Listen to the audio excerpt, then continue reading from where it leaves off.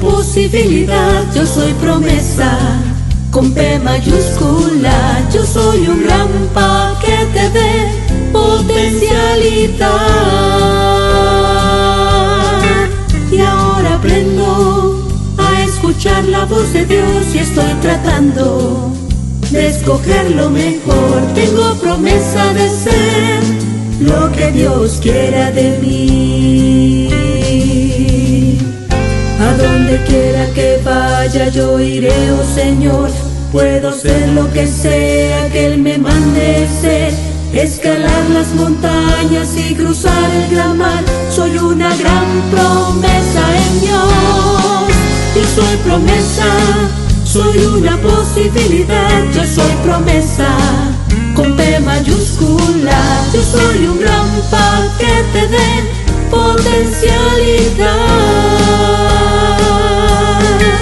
Y ahora aprendo a escuchar la voz de Dios y estoy tratando de escoger lo mejor. Tengo promesa de ser lo que Dios quiera de mí. Tengo promesa de ser lo que Dios quiera de mí. Magda, adelante. Listo. Muy buenas noches. Vamos a iniciar nuestro conversatorio en esta noche con una palabra de oración.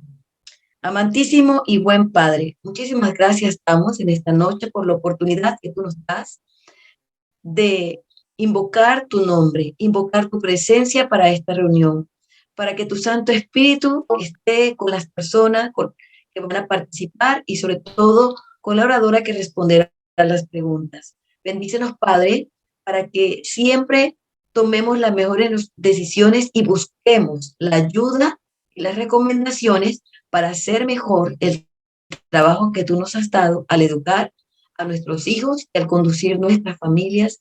Y también, Señor, para saber cuando nosotros mismos necesitamos ayuda. Bendícenos, Padre, y sé con nosotros. Lo invocamos, lo pedimos y agradecemos. En el dulce nombre de Jesús. Amén.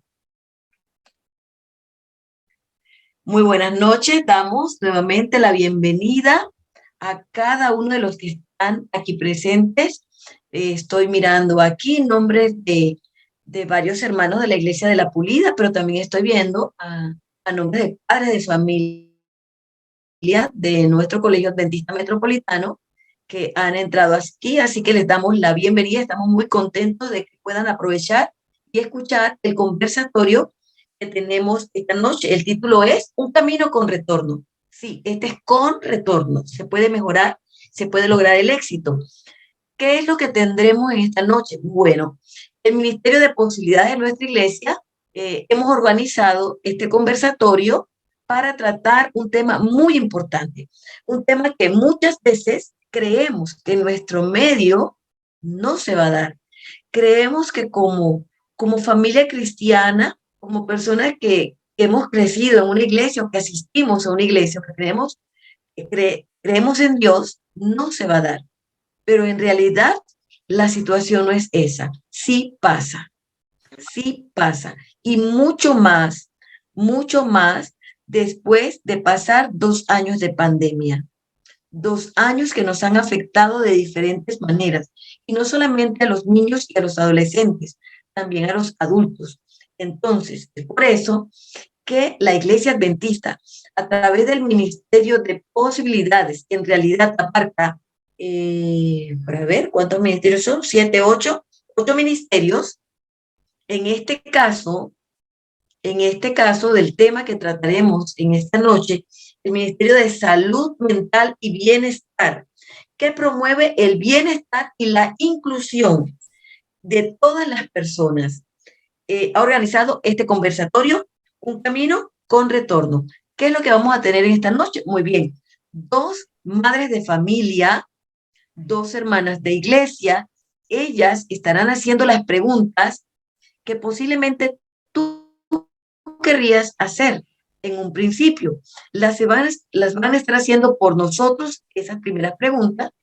Y la psicóloga clínica Luriela Montilla, ella también tiene una maestría en terapia de duelo y está certificada para tratar la prevención del riesgo suicida. Por eso ya está ampliamente preparada para tratar este tema con nosotros en esta noche. Al final, ustedes también podrán hacer sus preguntas. Así que sin más, dejo con ustedes a las que harán las preguntas y a Luriela. Escuchemos y participemos y estemos anotando allí qué es lo que al final queremos preguntar.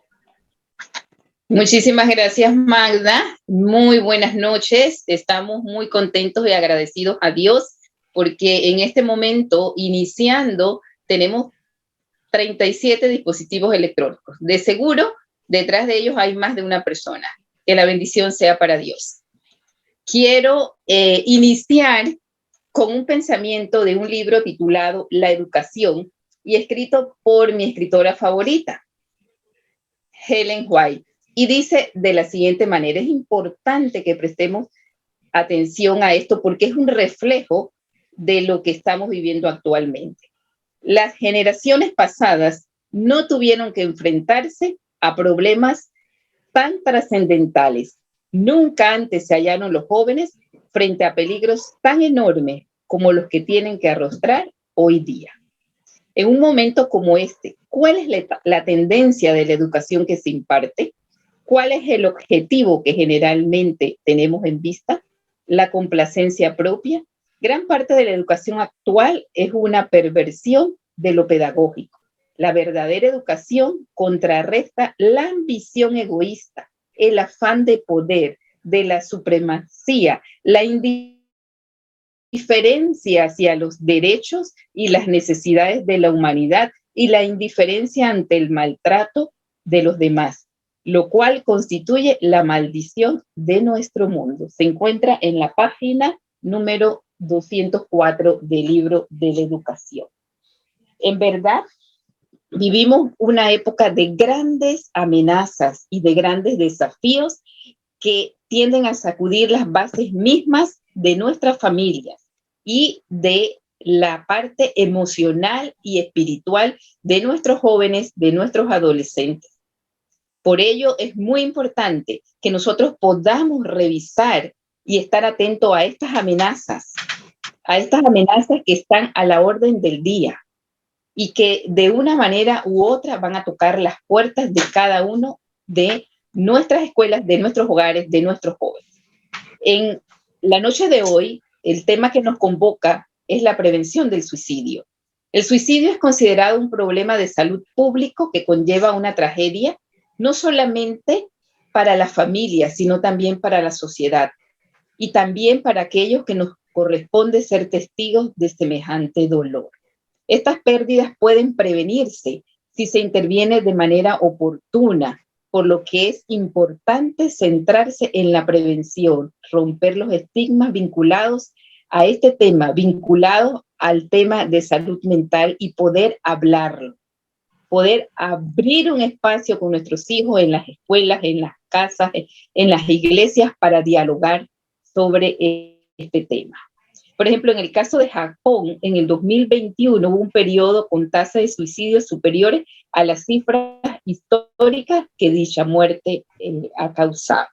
La Organización Mundial de la Salud calcula que cada suicidio genera un impacto serio en al menos 6 personas y que debe tratarse como un tema de comunidad, de interés público.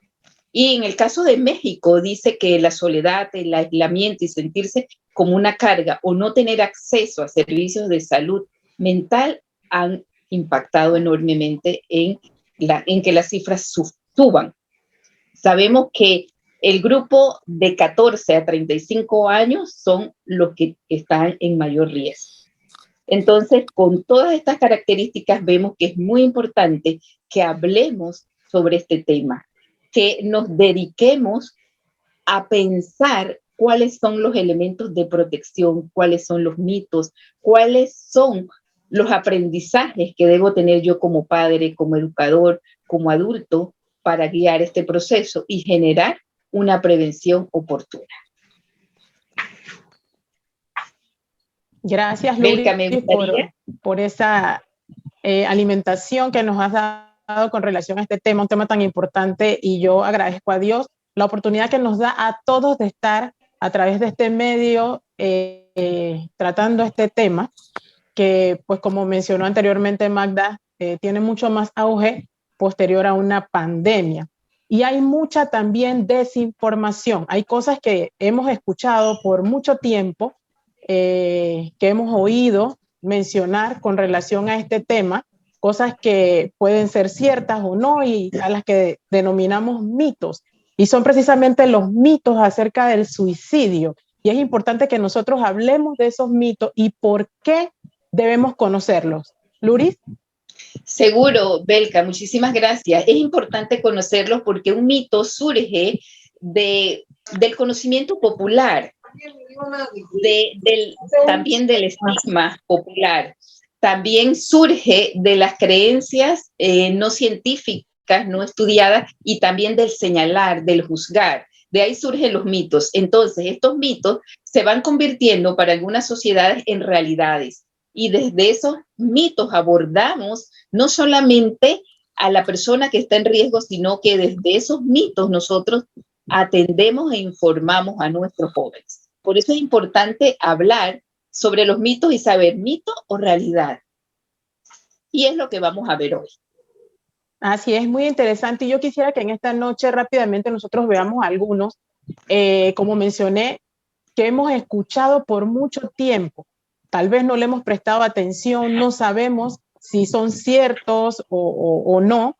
Y quisiera que exploráramos un poquito con relación a un par de estos que hemos podido investigar. Por ejemplo, hemos oído mucho decir el siguiente mito: quienes hablan de suicidio no tienen la menor intención de cometerlo. ¿Cierto o falso, Luri? Falso. Incluso le agregan y quiere manipular. Entonces, quienes hablan de suicidio están pidiendo ayuda. Están buscando hablar de un tema que los ahoga y que ya los desborda. Cuando la persona habla de su ideación suicida, porque hay dos puntos: idea es lo que denominamos ideación suicida, es un punto, y plan es otro. Cuando la persona habla de una idea o de un plan, hay que prestar atención porque ni está manipulando ni quiere llamar la atención. Está pidiendo ayuda. Está pidiendo ayuda, y es muy significativo que esta persona puede estar en ese momento a punto de cometer ese acto. Entonces es muy importante que podamos tomarnos muy en serio el hecho de que la persona lo hable y creemos un espacio para escucharla. Interesante. Entonces, ante cualquier voz de alerta, lo primero que debemos hacer es prestar atención. No hay que minimizar absolutamente nada, ¿verdad? Exactamente, así es. Ok, existe otro mito que hemos escuchado, y es que dice que la mayoría de los suicidios suceden así de pronto, de repente, sin ninguna advertencia previa. ¿Es eso cierto o falso? Como dicen los jóvenes, de la nada. Así es. Puede suceder, pero no es cierto. Generalmente, en un índice muy, muy alto, los suicidios tienen una antesala: sufrimiento, depresión y desesperanza. Y la persona siente que cuando llegó al punto de no tener más opción, entonces opta por el suicidio. Por eso no es que se dan rápidamente. Yo estoy bien, me siento muy bien y de pronto me vino la idea. No, hay un trayecto de dolor, de sufrimiento, de dar señales. Seguro que una persona impulsiva puede de pronto dispararse una conducta, pero no se da en el vacío. Hay un antecedente. Ok, muy bien. Por eso este mito es muy importante descartarlo, porque nos ponen alerta de ver las señales, de escuchar qué está pasando, de observar, de cuidar el ambiente, de cuidar la salud mental. ¿Y qué de ese que dice que el suicida está decidido a morir? No es cierto. El suicida es ambivalente, porque en verdad no es que quiere dejar de vivir, quiere dejar de sufrir.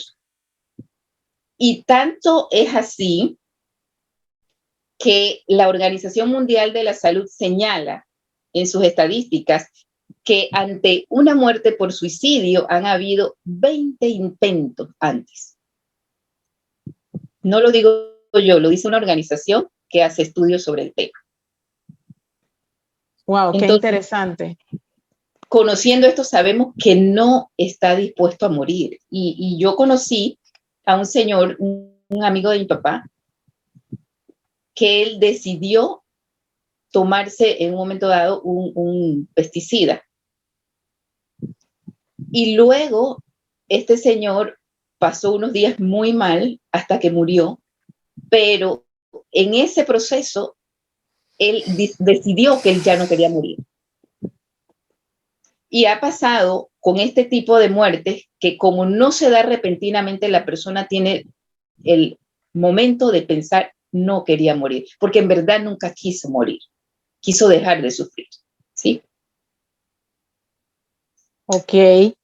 Ahora, quien ha sido suicida o ha intentado suicidarse alguna vez, nunca va a dejar de serlo. Siempre va a vivir con eso. Falso, no, muy por el contrario. Cuando la persona recibe una intervención adecuada, se conecta con la vida, se conecta con Dios, se conecta con la esperanza, y esto puede ser un momento de su vida que quedó atrás para siempre. ¿Sí? Por eso es importante la presencia activa de las personas que pueden ayudar, porque se puede rescatar a una persona para siempre. Esto no es un estigma, esto no es un rótulo suicida para siempre. Es un momento de la vida, con una atención adecuada o con un cambio de las circunstancias o de los factores que llevan a ese pensamiento y a ese sentimiento, hay un cambio que puede ser para siempre. ¿Ve la belleza de romper este concepto? Porque trae esperanza y limpia también el nombre de la persona que en algún momento estuvo en esa condición. Parte de la ayuda que se puede brindar es precisamente lo que estamos haciendo en este momento, Luri, ¿cierto? Seguro, porque es muy importante. Cuando digo limpiar, no es que la persona haya estado sucia, sino es como quitar todo ese malestar, ese dolor y dejar la esperanza y esa conexión a la vida. Entonces, este es un mensaje de esperanza, que si se hace una intervención adecuada, va a pasar y no tiene por qué quedarse allí. Qué bueno. El siguiente mito nos habla, y creo que es algo que tenemos nosotros en mente y creemos realmente que es así, y es que solo las personas que padecen algún tipo de trastorno mental son suicidas. Falso. El comportamiento suicida implica una infelicidad profunda, una tristeza y una soledad muy grande y una falta de conexión o de recursos con lo que está ocurriendo en ese momento, es lo que la persona piensa, pero no necesariamente un trastorno mental. Que un alto porcentaje de personas lo presenten, sí pasa. Una persona con trastornos mentales no atendidos farmacológicamente, si es que lo requieren, o por medio de terapia, están en un riesgo. Pero una persona que no tiene trastorno mental, pero que pasa por una situación, un factor de riesgo, muchos factores de riesgo, puede estar en esta condición. Nos puede suceder a cualquiera, ¿verdad? Exactamente, esa es la traducción, nos puede suceder a cualquiera. Y lo lamentable es que pensamos que eso pasa en la casa del vecino, eso no nos pasa aquí, a nosotros no nos pasa, o pasa en las noticias. Ok, estamos nosotros ahora en este último mito. Hablar del suicidio es una mala idea porque se puede interpretar como estímulo. Exactamente, ese pensamiento está muy por allí y es falso. Dado el estigma vinculado al suicidio, nadie quiere hablarlo. Y pensamos, si lo hablamos, damos la idea. Pero el que tiene la idea ya la tiene, nadie se la dio, es su vivencia, su dolor, su circunstancia. Entonces, cuando rompamos este estigma y empecemos a hablar de esto, será mucho mejor. Y pasa con la muerte, nadie quiere hablar con la muerte, nadie quiere hablar de la muerte, nadie quiere hacer un testamento. Y los abogados dicen, hacer un testamento no implica un cambio en el día que te corresponde morir. De hecho, es importante que hayas mencionado eso porque muchas veces estos son temas que no se tratan precisamente porque a nosotros no nos toca, esto no llega hasta acá. Sin embargo, la importancia que amerita. Así es. Sin embargo, enhorabuena, la Iglesia Adventista del Séptimo Día le ha prestado real atención a este tema que estamos tratando hoy nosotros en esta noche, precisamente vinculado al suicidio. Entonces, sí es importante que se abran, como mencionaste anteriormente, estos espacios para que nosotros podamos aprender, nos podamos informar realmente y buscar la ayuda de ser necesario. ¿Verdad que sí? Seguro, el 10 de septiembre es un día que se dedica a nivel mundial para la prevención del riesgo suicida y el lema es creando esperanza a través de la acción. Y la Iglesia Adventista, sobre todo en Sudamérica, específicamente en la Universidad de Perú, en esa época tuvieron actividades muy, muy interesantes para orientar, para generar espacios de diálogo y para fomentar una cultura de prevención generado por la Iglesia Adventista, con contenidos profundos y sumamente interesantes. Qué bueno, ahora vamos a ver algo importante también, y son algunos factores. Eira. Feliz noche para todos. Ampliamente hemos visto este tema, un tema muy profundo, y hemos hablado y tocado a rasgos muy, muy grandes los mitos que abarca este tema, que es de verdad muy profundo y nos llama mucho a reflexionar. Pero sin embargo, en esta ocasión, Luris, también existen factores importantes, factores que pueden promover ese riesgo. ¿Cuáles son esos factores? Quisiéramos saber nosotros en esta noche, que nos llamen la atención, que promuevan o de que nos llamen esa alerta o que nos prendan esa luz de alerta de que algo está ocurriendo. Gracias, Eira. En primer lugar, cabe destacar que los factores de riesgo hacen referencia a las características individuales o ambientales que aumentan la probabilidad de que la conducta suicida se dé. Entonces, unos factores pueden tener más peso que otros, pero combinados, uno más otro, hacen mucho peso. Por eso es importante revisar cuáles son los factores de riesgo que a su vez se convierten en indicadores de una posible situación. Entonces, un primer factor que necesitamos tener en cuenta son los trastornos mentales. Estamos hablando de depresión, estamos hablando de ansiedad, estamos hablando de trastornos del ánimo que, si no se atienden, van a generar una falta de bienestar y de oportunidades para que el joven, el adolescente o la persona pueda desarrollar habilidades de respuesta ante las situaciones de estrés que enfrenta. Entonces, es muy importante que rompamos ese concepto de que no hay que buscar ayuda para la ansiedad, para la depresión, y reconocer que esta es una condición como cualquier otra condición de salud, porque la relación que existe entre la mente y el cuerpo es así, donde una se afecta, la otra se afecta. Es intensamente e íntimamente ligada una con otra. Entonces, es muy importante poder determinar si ese familiar mío, si ese amigo tiene alguna condición que amerite una consulta con un especialista y hacerlo. Otro factor muy, muy importante de riesgo es no tener ideales religiosos, no tener una comunidad de fe, porque ¿qué te da tu ideal religioso? Fe, y te da esperanza y te da un sentido en la vida. La falta de sentido en la vida y la falta de esperanza es la que contribuye a perder el foco de conexión a la vida, sumado a los otros elementos que mencionamos. Y esto no lo digo yo, estos son estudios de la Organización Mundial de la Salud que vinculan a un mayor riesgo a aquellos jóvenes o personas que no tienen una vinculación religiosa. Otro elemento de riesgo son los elementos vinculados a la violencia en el hogar. los niños que sufren o los adolescentes que sufren violencia en el hogar, o aquellos que sufren violencia como el bullying en la escuela. Ese es otro elemento que contribuye a esto. Creo que Luriela, un segundito. Sí, alguien tiene el micrófono abierto, por favor. Gracias. Muy bien, también los trastornos de la alimentación, también elementos personales de la propia personalidad del individuo y también una baja tolerancia a la frustración, que es una de las características personales.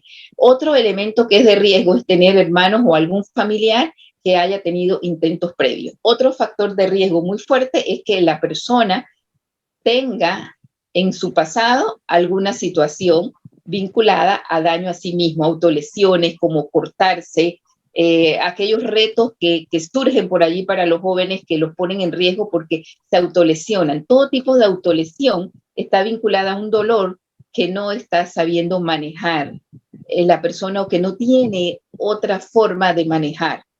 Entonces, estos también son señales de alerta. El aislamiento social también es un factor de riesgo. Fíjate qué interesante los factores que has mencionado, Luris, y me llama poderosamente la atención algo muy importante. Hablaste de depresión, de ansiedad, de trastornos de ánimo, entre otros. La pregunta que surge aquí es, ¿realmente cuando escuchamos esto, son cosas que viven solamente los jóvenes? Porque hablar de suicidio, de repente podemos estar pensando, no, eso puede ser una conducta que puede manifestar un joven. Seguro que no, mira que lamentablemente hace 2 días salió una noticia de un adulto mayor ya jubilado en Bugaba que murió por suicidio. Entonces, el área mayor riesgo en edad es de 14 a 35 años y el adulto mayor de 65 años, personas también pues solteras, viudas, sobre todo personas que están en soledad. Exactamente. Y al hablar de factores de riesgo, que ya los mencionaste ampliamente, también hay indicativos de que hay factores protectores. Y queremos también dar un vistazo a esos factores protectores, Luris. Seguro, los factores protectores son todos aquellos elementos que contribuyen a que la persona tenga salud emocional, salud espiritual y salud relacional, es decir, salud social, porque es muy importante este aspecto, el tener con quién compartir. Entonces, estos constituyen factores de protección, porque la persona tiene a su alrededor gente que va a observar, que va a escuchar y que le va a ayudar. Otro factor de protección muy importante es tener buena salud física y buena salud emocional.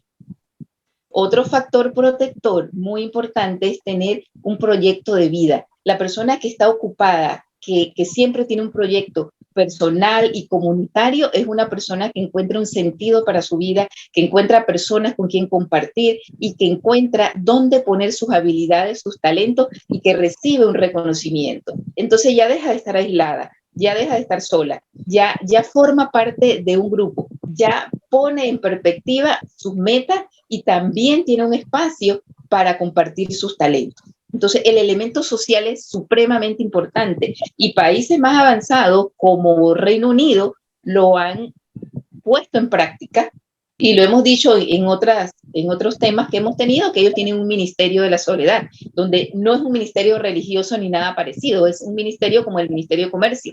Tienen una ministra que se encarga de atender temas vinculantes a este aspecto de la vida de los seres humanos. Japón también está trabajando en esto, México también lo está haciendo porque queda claramente vinculado como factor protector el elemento social, esa contención que brinda la familia, que brinda la escuela, que los maestros estén atentos a observar, a ver y también a conversar con los padres sobre cualquier situación que observen considerada de riesgo, porque el riesgo se observa, el riesgo se ve. El maestro puede ver un cambio de un alumno que antes tenía esta forma de ser y ahora tiene esta forma. Los padres podemos verlo, pero a veces entramos en una negación, o si es el esposo, si es la mamá o si es la abuela, pero es muy fácil entrar en una negación y pensar esto no está pasando, o esto es por otra razón, o pon de tu parte, o sé fuerte. Entonces, un factor protector es ser empático, es escuchar, es incluir. Por eso el Ministerio Adventista de Posibilidades es un ministerio inclusivo, que ve en cada individuo una posibilidad, porque cada uno de nosotros tiene una posibilidad para desarrollar en este mundo y para el reino de los cielos. Así es. Amén por eso. Y fíjate que qué bueno es que hay factores, como tú lo mencionaste, que pueden dar esa alerta a los padres, a los cuidadores, porque hay personas que no son los padres, pero que sí tienen también bajo su tutela niños, como los maestros, los profesores. ¿Y por qué no decirlo? Porque hablaste de un factor protector, es el ámbito de la salud espiritual, y ahí juega un rol muy importante la iglesia. Y qué bueno es saber que nosotros, como comunidad cristiana, podemos también ser apoyo como factor protector cuando vemos personas que conocemos, jóvenes que conocemos que van cambiando de conductas, que van dando esas alertas. Podemos también nosotros tener ese apoyo o ser ese apoyo para esas personas. Qué bueno es hablar en esta noche no solamente de esos factores de riesgo, sino también de esos factores protectores, y que la iglesia, ¿verdad?, pueda servir como garante de que haya una mejor salud espiritual. Exactamente, y no solamente como garante, sino también como generadora de esos espacios para crear salud mental y para crear fortalezas y habilidades psicoemocionales para que todas las personas, no importa la edad, podamos tener mayores y mejores herramientas para hacer frente al estrés, a las dificultades de la vida y desarrollar habilidades sociales cada vez más sanas. Todos necesitamos esos factores protectores para ser la mejor persona que podamos ser, y que a su vez traiga una tranquilidad a nuestro espíritu, a nuestra alma, porque esa tranquilidad, esa paz es una fuente de bienestar, y el bienestar aleja esta percepción de que no tengo más salida que optar por una muerte por suicidio. Entonces, tomemos nota de estos factores protectores.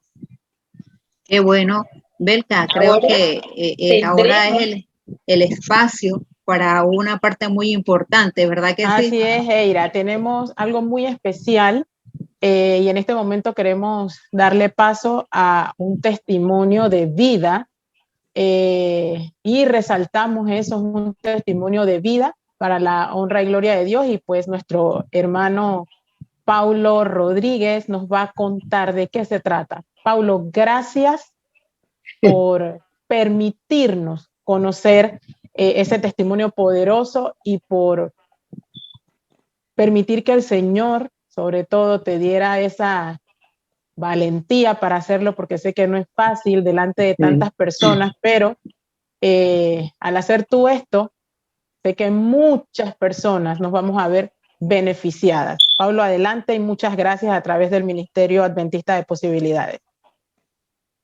Gracias, buenas noches. Bueno, en realidad quisiera empezar porque quiero compartirlo. Es bien difícil, digamos que ya no me hace tanto daño conversarlo, porque yo creo que al final, cuando uno supera todo, es más fácil pues decir, mira hacia atrás y ya todo pasó.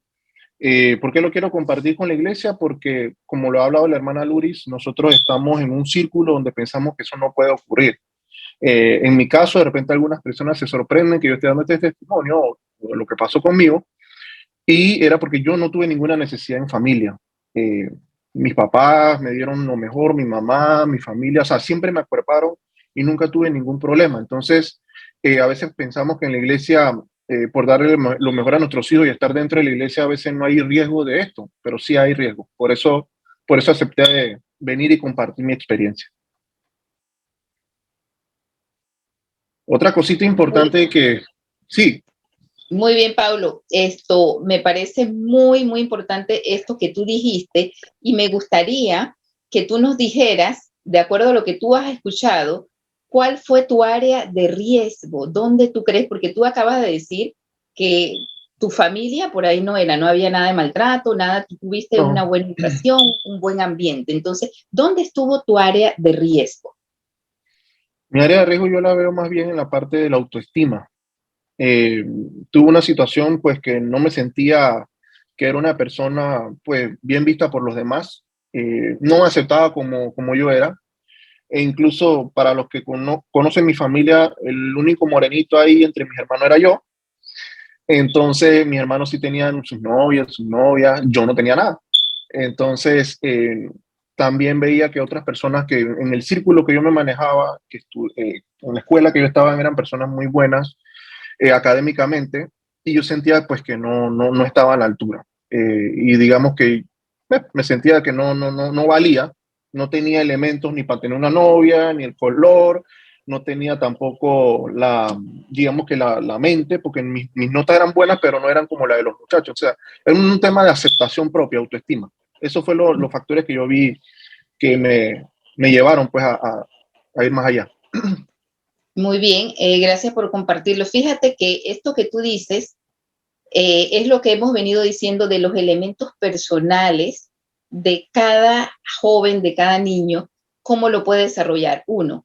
En segundo lugar, cómo los que estamos alrededor podemos contribuir a formar una identidad más fuerte, porque a veces escuchamos comentarios en torno a nosotros mismos y la imagen nuestra se forma con relación a lo que dicen los otros sobre nosotros, como tú dijiste, el color, como tú dijiste, la parte de las Académico. notas académicas, y de seguro que sí eras buen alumno porque tú eres una persona que ha llegado muy lejos en lo académico y no solamente en lo académico, sino en lo profesional. Entonces, eso tenía que ver con una percepción tuya y probablemente con la percepción que te transmitían quienes estaban alrededor tuyo. Entonces, es muy importante fortalecer a las personas, no importa la edad, de la mejor manera. Y si hay un elemento poderoso es lo que yo le digo a otros sobre sí mismo, porque con eso va a construir su diálogo interno y con ese diálogo interno va a construir también su autoimagen, su autopercepción y de allí construye su realidad. Entonces, es muy importante cuidar el entorno y cuidar también el mundo interno. Luriela Ajá. y Pablo, perdón, Luris, con respecto a eso, nosotros ahora pues viendo esos factores de riesgo que fueron para Pablo, me pongo a pensar, nosotros podemos llegar a ser o de ayuda o no, lo contrario, para una persona. Hay muchas personas hoy preocupadas por la belleza y hacen cualquier cosa, porque eso es lo que la sociedad ahorita mismo nos está metiendo en nuestra mente. La belleza no importa, así es, no importa otra cosa. Y siempre he tenido en mente, siempre, desde mi adolescencia, yo puedo ser esa gota de ayuda que alguien necesita en un momento, como puedo ser también la gota que necesitaba la persona para cometer un acto como este. Por ejemplo, llega una persona, se acerca a ti, tú por mucho tiempo no la has visto, hace una semana y llega, tú sí estás gorda. O sea, no sé si me explico, esto parecen factores o cosas muy sencillas, porque tiene si está gorda de verdad. Pero tú no sabes cómo la persona lo va a recibir, cómo lo percibe. Entonces nosotros tenemos que tener mucho cuidado con este tipo de afirmaciones. Eso no es bonito ni es de cariño. Si no te gusta recibirlo, tampoco lo des. Entonces nosotros tenemos que tener mucho cuidado porque podemos, o ser de ayuda, como lo dijo, podemos caer en lo contrario, impulsar a alguien a cometer un acto como ese. Exactamente. Y recordando que los jóvenes están en una construcción de su propia autoimagen y hacemos comentarios con el peso, con el color, con la estatura, con el éxito académico, con el poder adquisitivo, con un sinnúmero de antivalores y no sabemos si esa persona ya está sin esperanza y cómo mi palabra o mi descalificación contribuye a hundir más a esa persona que tiene todas sus áreas bien, pero que en donde tiene una vulnerabilidad es en su autoimagen, y cómo mi palabra va a tumbar más hacia abajo esa autoimagen. Entonces hoy tú lo puedes hablar de ese modo porque hoy tú estás fuerte, pero de seguro que en aquel momento cuando tú no estabas fuerte ni podías defenderte, ni podías, cuando digo defenderte es de tus propios pensamientos porque creías que eran reales, ni de el entorno si en algún momento hubo algún comentario en torno a lo que tú señalaste, académico, color u otras cosas. Entonces, tomemos nota de esto. Y hay un tercer grupo de personas que somos los espectadores que estamos alrededor de alguien que sufre alguna falta de cuidar sus derechos, como decía el artículo que iniciamos leyendo. Entonces, las personas que están alrededor pueden abordar de una manera más eficaz porque no están involucrados. Entonces, muy importante poder ser, además de espectadores, un espectador activo para generar esperanza y fortalecimiento de la autoimagen de los demás y de la autoestima, porque vemos cuán importante es. Así es, y yo quisiera saber cómo Paulo logró salir adelante, qué factores que usó, cómo pudo hacerlo. Gracias, Belka. Yo me traslado a mi mamá y mi familia siempre me dieron fuerza, porque yo hablaba con mi mamá de la situación y mis tías y mis tíos de, oye, no tengo novia, oye, que esta muchacha, oye, que de repente este muchacho me está quitando la comida, cosas como esa. Ellos me dieron mucho apoyo y cómo salí de eso, creo que al final entendí que en ese momento, porque todavía no era cristiano, ojo, eso fue mucho antes que yo fuera cristiano, digamos que eso fue como cuando yo tenía 12 años por ahí, creo que era en tercer año de la universidad, de la escuela. Yo conocí al Señor cuando estaba en quinto año, pero cuando ocurrió esto y cómo salí adelante fue como quien dice dándome un valor, ¿no? O sea, creía yo valgo de algo, mi familia me confía en mí, o sea, siempre me recordaban todo lo que había pasado, quién era yo, cómo me cuidaron, o sea, el valor que yo era, y creo que eso lo acepté.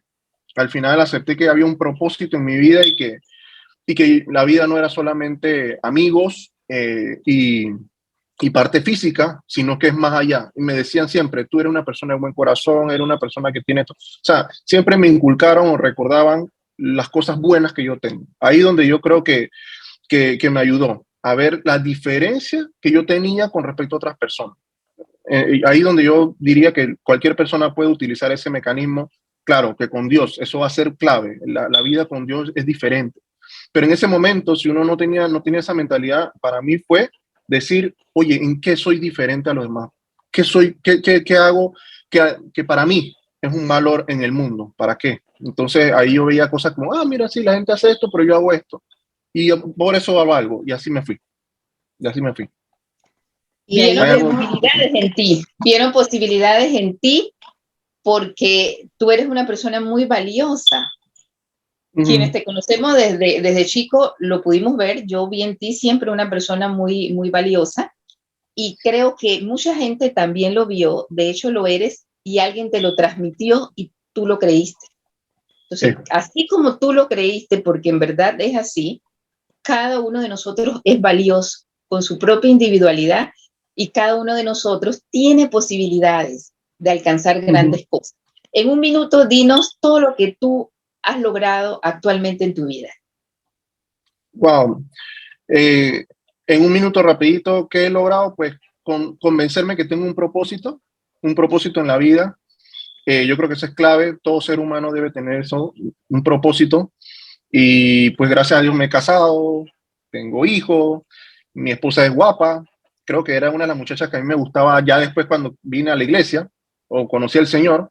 Entonces, mi hijo pues también tengo, digamos que más que la parte material, que eso todo lo podemos, con la ayuda de Dios lo podemos lograr, pero yo creo que la parte que más me llevo, que he podido lograr ahorita es sentir que tengo argumentos mental, cosas en mí pues que son diferentes y que puedo ayudar a otras personas.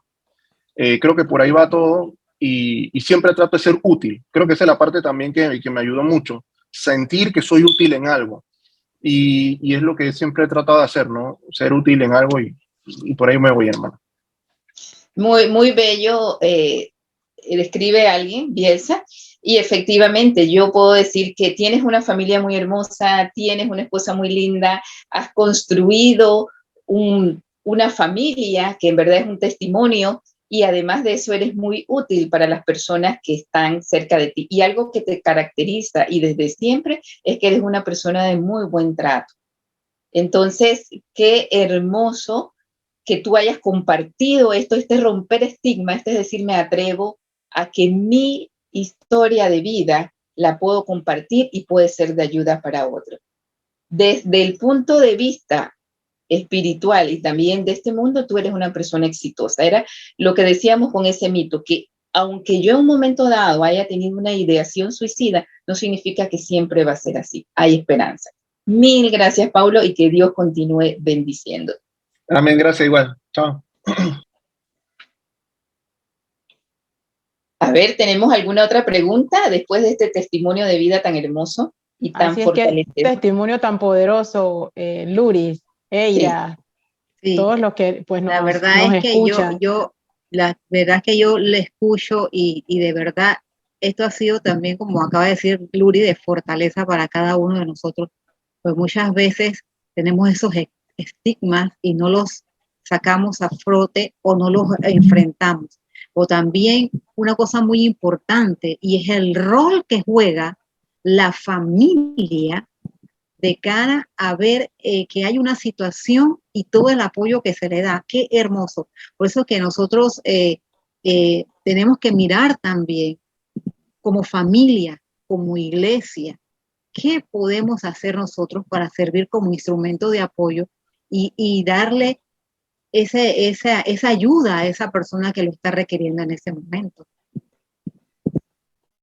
Así es, y creo que ha llegado un momento importante, sin desmeritar el anterior, y es que vamos a permitir que se puedan dar algunas preguntas, alguna interrogante que tengan, y opiniones. Vamos a hacerlo de forma breve para que todo el que quiera pueda participar. Así que pues tenemos adelante, aquí veo la hermana a manos Magda. levantadas, Magda. Aquí estoy. Sí. Muy bien. Más que pregunta, quiero aportar a través de mi experiencia con mi hija. Gracias a Dios ya se puede decir que he terminado la gran parte de la tarea. Estoy esperando que vengan después los nietos. Así es. Una de las partes más importantes que yo leí una frase de una escritora famosa, me gusta recolectar frases por allí, y ella decía que nosotros los padres debemos llenar por la mañana, dice, debemos llenar el tonel de la autoestima de nuestros hijos, porque en la calle le van a abrir agujeros y va a tender a vaciarse, pero si nosotros se lo llenamos, por más huecos que le abran, pues va a terminar el día todavía cargado. Y en la noche, antes de salir al día siguiente, debemos volver a llenar el tanque de la autoestima. ¿Cómo nosotros podemos llenar el tanque de la autoestima de nuestros hijos verdaderamente? Como dijo Eira hace un momento, la familia.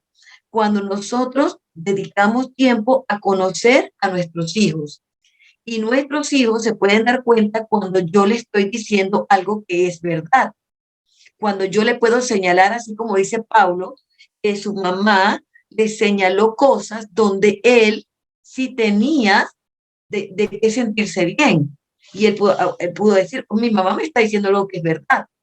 No me está pegando cuentos, no me está diciendo mentiras, no me está lavando por gusto.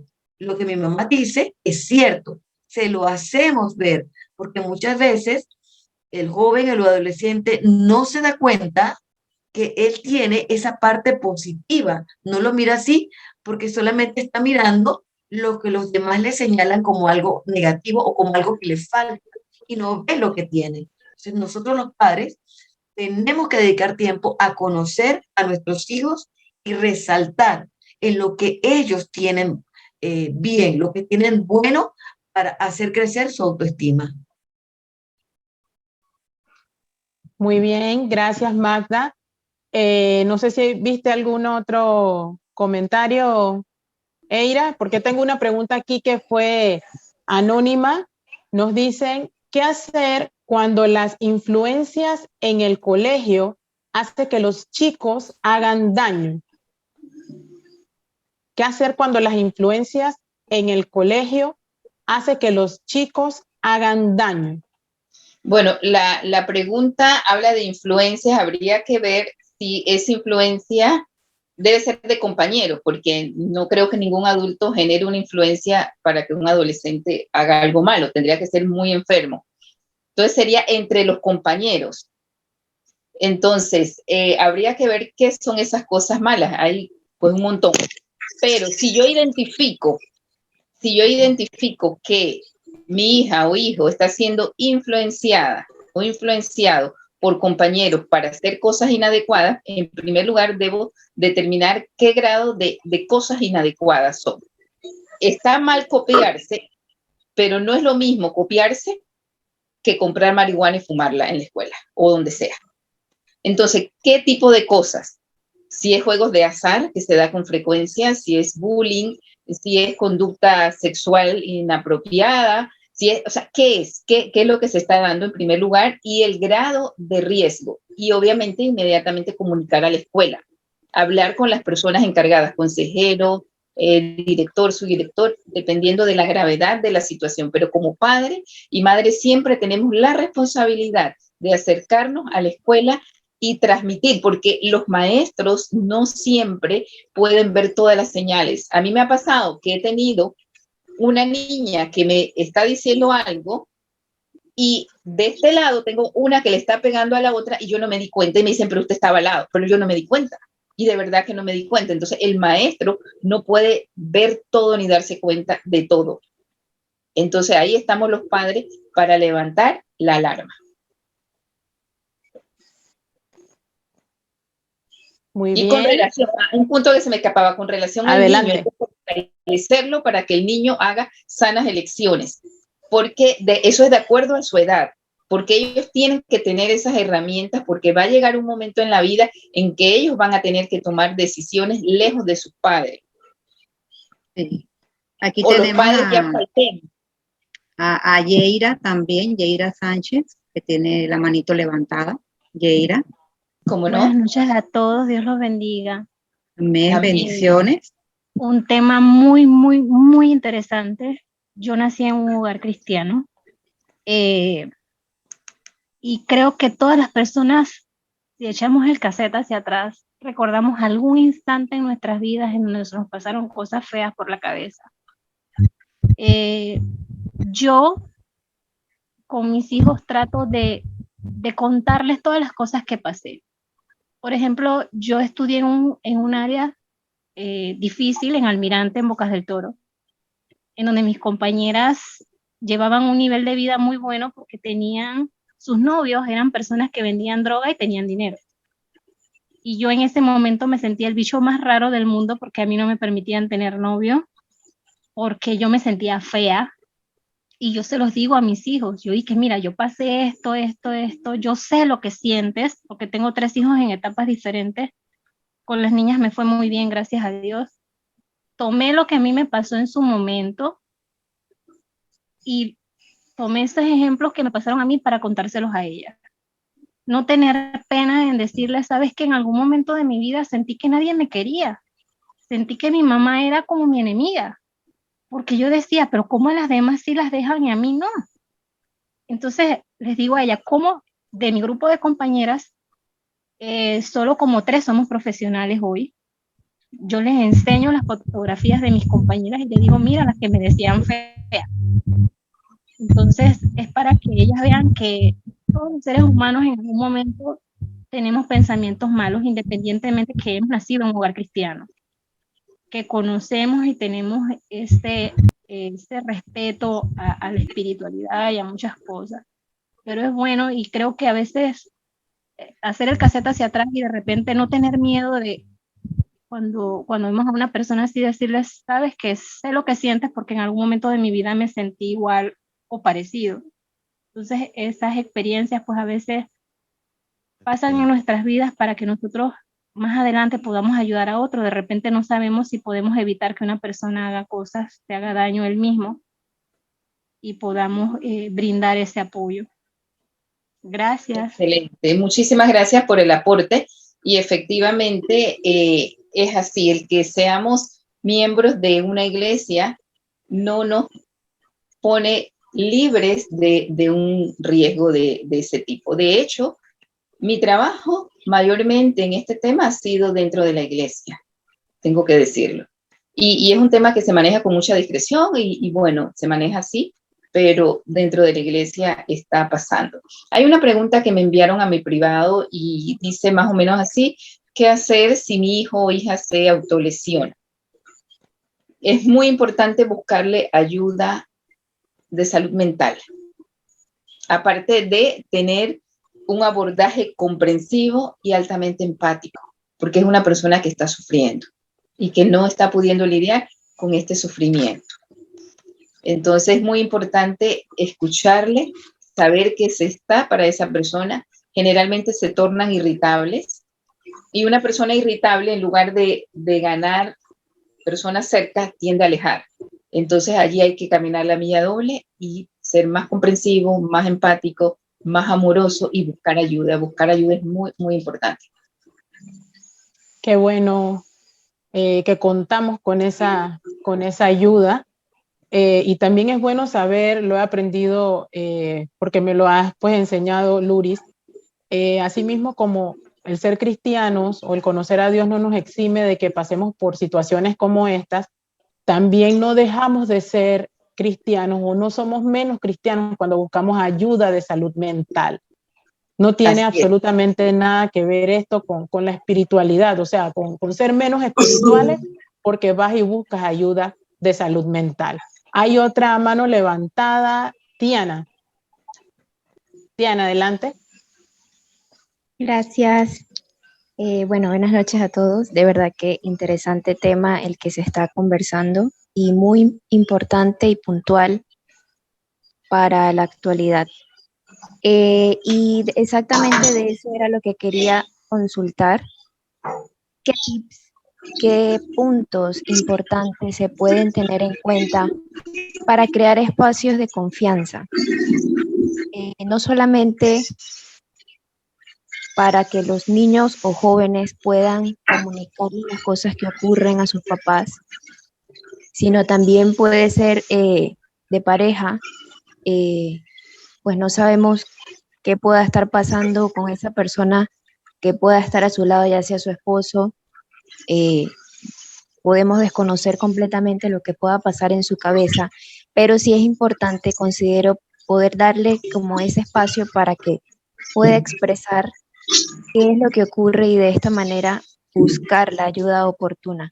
Que muchas veces, como decía la hermana Luris, se pasa por alto porque se vuelve quizás un poco fastidioso para el oído porque no es nuestra situación, porque no es lo que estamos viviendo o pasando. Eso era lo que quería consultar. Excelente. Mira, eso que has dicho es muy valioso porque en donde uno pone la confianza, en primer lugar, donde me respetan, donde no me descalifican, donde me escuchan, donde no descartan ni invalidan mi estado emocional. Invalidar es muchas veces cuando uno le dice a la persona, pero ¿por qué estás triste si tú tienes esto? O a los jóvenes, ni pagas agua, ni pagas luz, ¿qué problema tienes? Incluso los niños, porque los niños también se deprimen y también se ponen ansiosos, y los adultos mayores también. Y más cuando hay historias de duelo, que esa se me escapó en factor de riesgo. Los niños que han perdido mucho, los adolescentes que han perdido mucho, el ser humano que ha perdido mucho a lo largo de la vida, tiene una vulnerabilidad si no lo ha procesado adecuadamente. Entonces, ¿cómo generar un entorno de confianza? Empezar por el respeto. Y el respeto implica que te escucho hasta donde tú me dices y no que empezamos como a indagar de una manera que es como muy abrupta, muy invasiva. Eso tiende a alejar. No descartar también las señales, ser muy atento. Y muchos padres se preguntan, o muchas parejas, ¿realmente puede pasarle esto a mi hijo, a mi pareja o a alguien conocido? Pues la respuesta es sí, lamentablemente. Y hace 3 semanas tuve una experiencia que me impactó mucho. Estábamos haciendo un Zoom, pero ya era para abordar y brindar herramientas para jóvenes que tenían una persona pues, que ya había muerto por suicidio en esa misma semana. Y me dice una de las jóvenes, mi prima puede estar. Le digo, sí, claro. Entonces yo veía la jovencita como de 12 años, muy llorosa, y le digo, vamos a escucharle un momento. El día anterior, y eso no era el caso que nos convocaba, pero el día anterior había muerto una compañera de ella por suicidio. Estoy hablando de un entorno adventista. Entonces, la niña estaba ahí porque quería escuchar, pero estaba orientado a otra persona. Sin embargo, le había pasado. Entonces, el realmente escuchar, ¿realmente puede pasar? Sí. Necesitamos más espacios como estos para hablar, para informarnos, para nutrirnos, para fortalecernos, para crecer en la empatía, en el mejor trato, en generar espacios de comprensión de estos procesos y no crear un estigma. Porque hay que ser muy valiente para decirlo, como lo hizo Belka también en un momento dado, no con relación a este tema, pero sí con una condición vinculada al bienestar emocional. Entonces necesitamos más espacios para hablarlo. Porque cuando uno ve que una persona que le va muy bien, que tiene su familia, ha pasado por esto, uno dice, yo también tengo esperanza. Es típico que esto pase, no es que le pasa a extraterrestres, le pasa a personas en este mundo. Por eso puede estar pasando a mí. ¿Sí? Bueno, no sé si hay alguna pregunta más, porque creo que nos hemos excedido en el tiempo. A ver, ¿habrá algún otro que quiera? Sí, buenas noches. Me ha gustado mucho escuchar este tema dentro de nuestra iglesia, igual que otros temas, y tal como lo decías, Luris, es algo que se está dando, es una realidad. Gracias, Esther, por decirlo, porque tú eres una mujer que anda en entornos que son muy, como te digo, de mucho crecimiento y muy académicos dentro de nuestro país, y lo puedes ver. Sí, y muchas veces hemos tenido víctimas de violencia que luego ya la vemos en un periódico que la mataron. Entonces, es importante lo que tú estás haciendo en la iglesia, pero para mí no solo es ilustrar a nuestros hermanos sobre los temas que son realidad, sino qué hacemos nosotros. Yo recuerdo cuando estaba el pastor Gómez, que yo comencé con el tema de violencia, de decir, pastor, ¿por qué no ponemos una línea? Incluso llegué a averiguar una línea de auxilio para la hermandad, en este caso, en donde yo sabía que había psicólogo, había un equipo que en un momento dado pudiese dar el apoyo.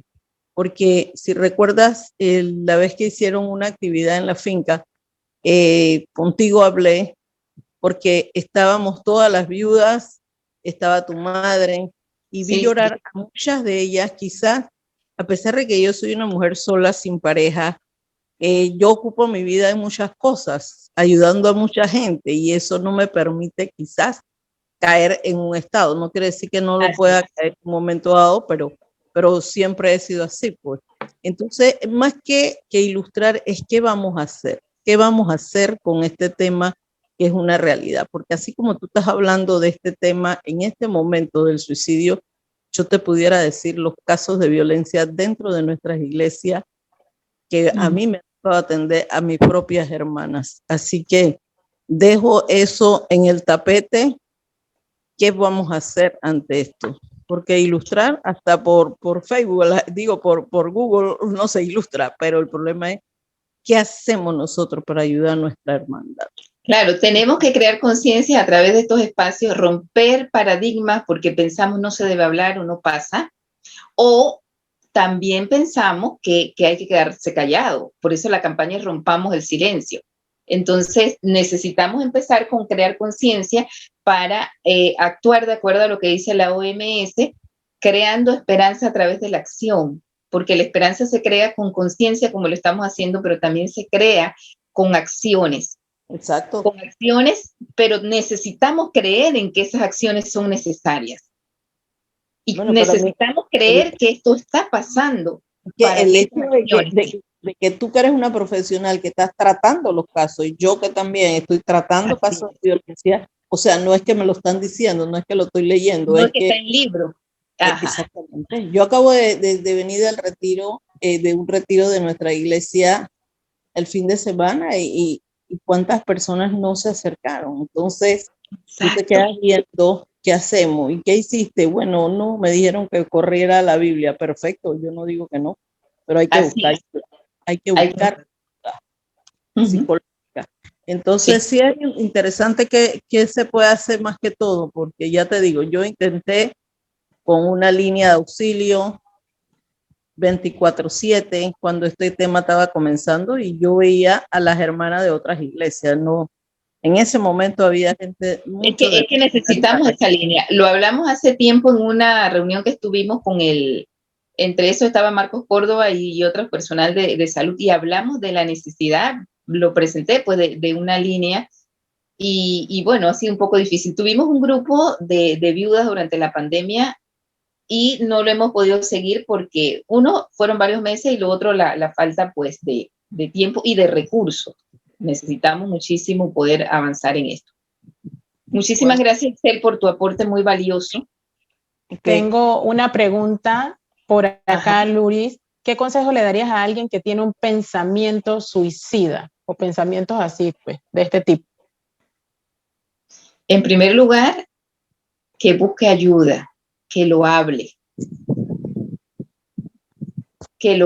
porque cuando está esa ideación, ese pensamiento, él no llega solo, llega porque me falta algo, porque tengo dolor, porque no logro resolver algo, por algo está. Y usualmente es dinámico, no se queda en el pensamiento, sino que pasa a ciertas conductas o también a un plan.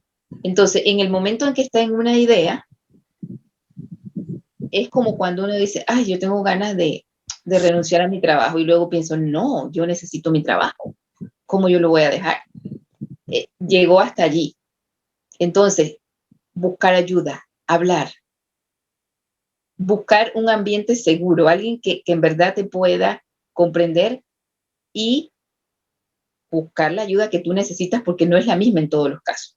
Hay personas que van a requerir medicación, hay otras que no van a requerir medicación, hay otras que van a requerir cambiar de ambiente, hay otras que van a tener que encontrar un proyecto de vida. O sea, depende, porque cada caso es único. Pero sí digo, buscar ayuda, orar y buscar ayuda, van de la mano. Vamos con una última persona que tiene la mano levantada. Eira, ¿lo puedes ver? Sí, Kenia, por favor. Kenia. Buenas noches, querida familia. Felicidades, de verdad que es un tema extremadamente interesante a tratar, no solamente una vez al año o al mes o semanalmente, hermana Luris, de verdad, y todo el 100%. equipo de nuestra iglesia. Sin embargo, también me uno mucho al llamado de la hermana Ixel, que la acabo de escuchar, y de todos. Sé que es un trabajo bastante maratónico y titánico, porque tratar con la salud mental no es sentarnos a servirnos un vaso de agua y ya. Es algo muy, muy delicado, muy susceptible de manejar. Y me preocupa mucho el tema de los niños y los jóvenes, porque si bien es cierto, usted misma lo dijo, la hermana Luris, las estadísticas son reales y hay que trabajar mucho en la salud mental. No todo es dinero. Dentro de mi carrera y profesión como coach, pues trabajando parte también de lo que es la salud mental, me ha tocado atender personas adultas en casos de catarsis bastante delicados, donde han estado teniendo pensamientos suicidas, y ahí es donde ustedes lo han dicho, pues hay que detenernos, hay que saber detenernos. ¿Qué podemos hacer todos como seres humanos que somos? Detenernos y escuchar a las personas. No es una pérdida de tiempo, es una inversión de tiempo para rescatar una vida. Muchas veces la gente está en un parque o en un gimnasio haciendo ejercicio, pero no están haciendo ejercicio, están pensando cómo quitarse la vida. Me pasó con una chica que estuvo en un taller y que contó este testimonio. Ella estaba en pleno Parque Omar y se detuvo a ver una muchacha recostada, vestida de gimnasio, llorando sobre un árbol en el Parque Omar, y se le acercó. ¿Y qué pasa? Que justamente en ese momento ella estaba desahogándose y despidiéndose del mundo, porque se quería quitar la vida en ese momento. Y no lo hizo porque esta chica se detuvo y le regaló una botella de agua, le compró algo y hasta el sol de hoy son amigas y van a hacer ejercicio juntas. Entonces, es un trabajo en general. Me encantó el testimonio del hermano Paulo porque muchas veces las personas dan por sentado, es que yo a mi hijo le doy todo, es que él lo tiene todo, no lo tiene todo, porque si lo tuviera todo no estuviera pensando en quitarse la vida o haciéndose daño directamente. Entonces, vivimos en un afán, debemos realmente sentarnos como seres humanos, no, ni siquiera lo hablo a la parte de ser cristianos, adventistas del séptimo día, porque cae de su peso, que si aplicáramos una cuarta parte de lo que dice la Biblia, el mundo estuviera mejor. Entonces ahí es un llamado espiritual muy distinto al llamado humano, detenernos, ayudar a las personas. Y estos tipos de mensajes, hermana Luris, perdón, es muy importante. Yo sé que usted hace un trabajo hermoso y lo respeto, de verdad, admirable. Estos Gracias. programas hay que buscar la manera de llevarlo a los colegios. Nuestros colegios adventistas no son exentos a estas condiciones de hacerse daño y de suicidio, con nuestros chicos, exacto. Entonces, hay que llevar estos programas a los colegios. Me encanta saber que tenemos una hermana y maestra del colegio del CAM, humana y abierta a escuchar, a ver y ayudar, como la hermana Magda, que he estado leyendo los comentarios. No, es un trabajo entre padres, educadores, hermanos, sociedad civil, porque se da en todos los escenarios. Trabajo con la cárcel de mujeres, allá las mujeres se andan cortando las venas y se andan matando a cada rato porque están en un estado depresivo. Entonces todos corremos el riesgo de caer en esa situación, pero hay que trabajar con niños, con adolescentes, con los adultos mayores y con todas las personas que están en un estado vulnerable psicoemocionalmente. Entonces, de verdad, ojalá este tipo de eventos, hermana Luris, pudieran darse a los padres de familia de los colegios. Ya se lo ofrecí, mi hermana, ya se lo ofrecí, sí. Kenia. Así que fabuloso. Que se dé. Muchísimas gracias, porque no es lo mismo nada más, no podemos tratar solamente a los jóvenes, hay que trabajar con los padres y hacerles llegar la información, quieran sí o sí. Gracias y feliz noche a todos. Muchísimas gracias. Entonces, queridos amigos y hermanos, recordemos que acercarse a nuestros seres queridos por su salud mental e invertir en ella podría salvarles la vida. Luriela, para finalizar rápidamente, me gustaría que nos dijera de cara a la prevención, ya hemos hablado del suicidio, ¿qué podemos o qué debemos hacer como familia, como iglesia, como escuela? Muy bien, en primer lugar, nunca descartar las señales, estar atentos. En segundo lugar, cuidar mucho el trato que le damos en el hogar a nuestros niños. En un sentido de buen trato y en otro sentido de generar las frustraciones óptimas para enfrentarse a la vida. Porque la sobreprotección los hace más vulnerables porque la vida no es fácil. Entonces debe haber un sano equilibrio entre todo el afecto y todo el apoyo y también herramientas para hacer frente a las adversidades de la vida. Si hay temas de salud mental, no tener temor de buscar ayuda. También cuidar, como uno de los padres que estaba acá mencionó, qué pasa si en el colegio se dan ciertas influencias, acercarse y hablar. ¿Qué pasa si en la iglesia suceden ciertas cosas que no están bien para nuestros hijos? Hablarlo. Escucharlo, estar atento, que nuestros hijos sientan que estamos por ellos y para ellos. Educarnos nosotros, la psicoeducación es supremamente importante.